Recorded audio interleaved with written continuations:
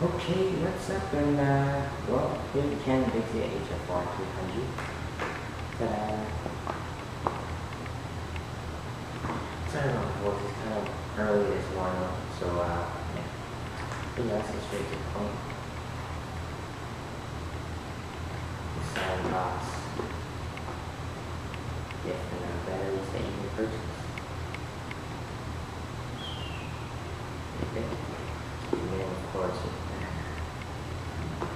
so let's do the unbox. Alright, so I got the HF R300 right here, and also got the 16 gig Platinum Lexar Class 10 SD card. Show you right here. Sorry for the light, but it's just to get extra light.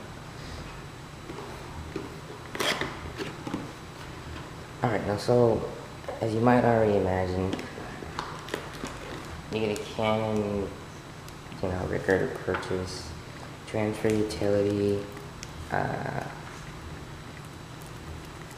else is going to be here?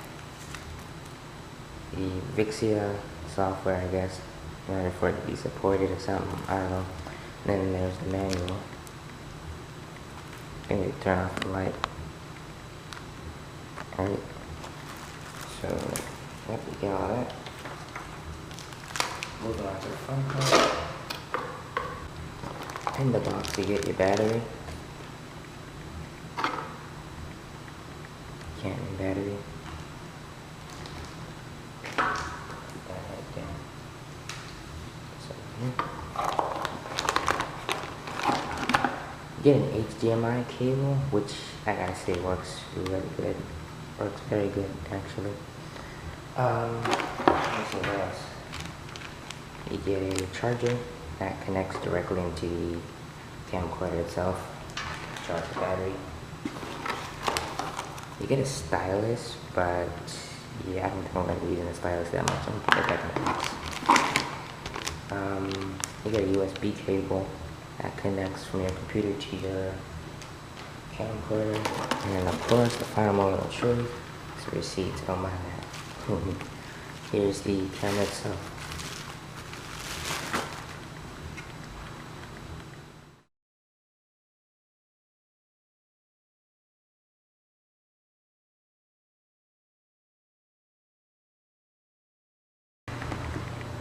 So here's the camera itself. It's got a 51 optical zoom, got a microphone jack, you have a headphone jack, an HDMI jack, USB, ports, I'm sorry. Here's like I think it's called the playback button. See if I can get a little close here. I don't know.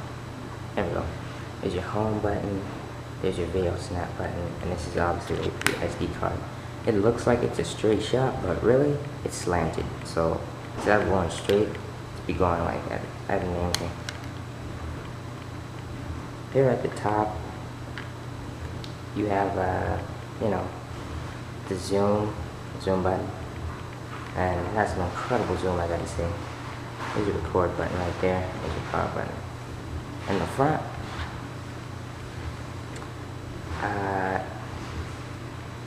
yeah, it has interesting stereo microphone. It's very powerful. You can control the volume and the intensity of the microphone as well. Downside to this camera is bad low light, and of course the manual shutter, which I don't know, or lens cover. I'm sorry. I don't know. Maybe that's important to you, maybe not. But I gotta say, it sits pretty comfortably right now. Hit your button right here. Let it record. Okay, so here are the handle, which I gotta say is very comfortable. Everything seems to, be quite comfortable. Well, record. Here's your DC input. Then in the front, there's the manual shutter. feel like it's not Only downside is this camera does not have filter threads. So that's a bit of a downer for some. See if I could get this to focus. Turn this on.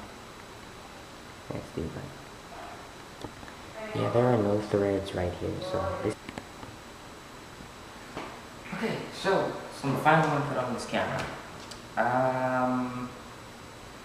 Well, if you're looking for a camera that's gonna be pretty affordable, nothing too expensive, yeah, this is definitely an economical camera. One thing to keep in mind, you are going to have to need to purchase a bigger battery, 727, because, you know, greater capacity. Let me see. If you're really into a lot of recording, then you're probably gonna have to get 2 of those 727 BP 727 batteries. If not, then yeah, don't worry about it. Just get one.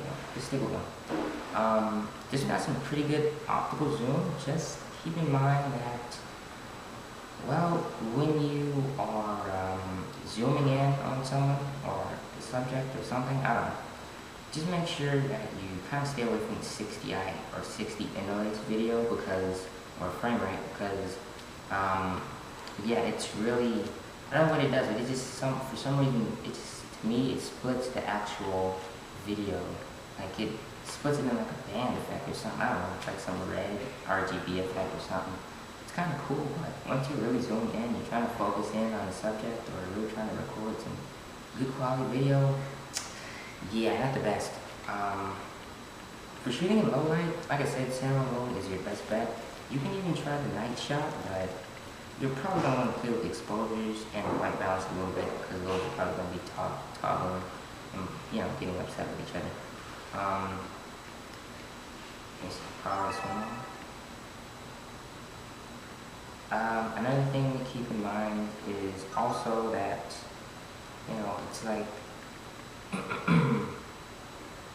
because Vixia HD is such a large format for camcorders, that's like right now on the market currently for this camera and the R series, you might want to consider getting, like I said, one of these 16 gigs or a 32 gig, because yeah, it's going to be pretty large files. I was lucky enough to get away with just using a 2 gig from Walgreens, but which was like a class 2, which is really low quality. But I still got some stunning video. Obviously, the greater the class, which is like up to class 10, and also the processing speed, which if you're really looking for the high-end stuff, go with like a 50 megabytes per second SD card. Obviously, 64 or 32 would be your best bet. But 16, if you're on a budget, 16 gets the job done. When you're in the functions menu, it's just like right here, and you plan on adjusting the exposure or the focus while recording, you probably want to go into the functions and then click on focus, and then while you're trying to focus something, click the red button to record. Obviously it says no memory card, which is a bit of a hint, basically tell you that, well, you do actually have the ability to yeah, you do have the ability to record while focusing, or to focus while recording, one or the other. And you can even adjust the white balance, like I said earlier. You know, you can click on the screen. I don't know why it's not working now, but yeah. Anyways, but yeah, those are cool features. Okay, so my overall opinions, I like the fact that it does have some sort of lens cover. I mean, obviously, automatic would be most appropriate, but because of the fact that it's manual, at least you do have some sort of protection that's built in. Another thing is, I like the grip, because the grip is quite comfy. You know, another thing is, it's really compact, so it's really small, really on the go, really just pocket size, to be quite honest. The zoom is absolutely stunning. That's nothing to argue with. Another thing is, because of the fact that they already have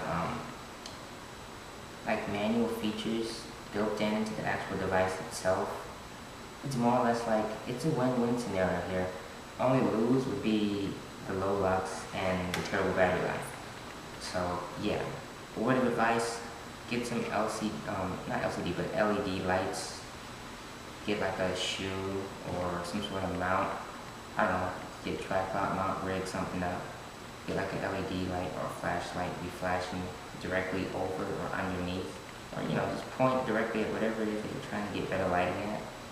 You know, it's because it's so upgradable. You know, you can also just use the, one of those cool microphones, you know, plug-in microphone. That's pretty neat. I don't have one of those, so I can't really say very much about that. Yeah, I definitely do recommend using stereo headphones, not Apple headphones. Those are okay, but definitely want to get some noise isolating headphones or just some of those good stereo headphones. Okay. Other about it is the fact that the HDMI actually shoots quite well on APC HD mode. I mean, I was only using the standard play, not even maximum, just standard, I believe. I don't know, I might be wrong, it could be maximum. Either way, it really did have a very good stunning quality video. And if you just leave this in the automatic mode and you go outside, the quality is just phenomenal, absolutely phenomenal. Speakers are pretty loud. Microphones, I haven't tried that yet, but after the built-in one, like I said, it works like a charm. Audio, just make sure you change the AV setting to headphone setting. Yeah. If you plan on getting this camcorder, definitely recommend this one.